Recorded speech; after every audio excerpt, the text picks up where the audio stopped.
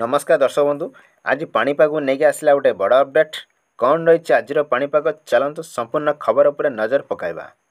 आहरी 3 दिन राज्य में प्रबल वर्षा 18 जिला को वार्निंग जारी।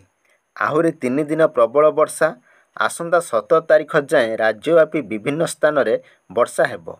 लघुचाप प्रभाव में राज्य में विभिन्न स्थान में वर्षा जारी रही। पश्चिम केन्द्रीय और निकटवर्ती उत्तर पूर्व बंगोपसागर उत्तर आंध्र प्रदेश और दक्षिण ओडिशा उपकूल निकटवर्ती लघुचाप क्षेत्र सक्रिय रही।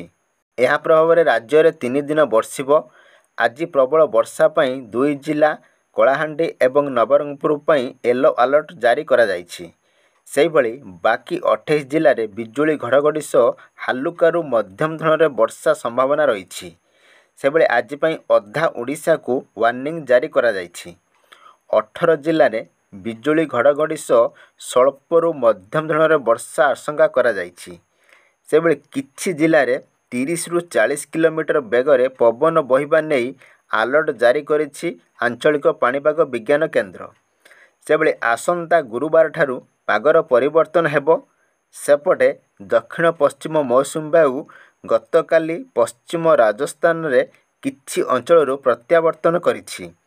निर्धारित समय 3 दिन आगरू अपसरी जाइछि दक्षिण पश्चिम मौसुमी वायु।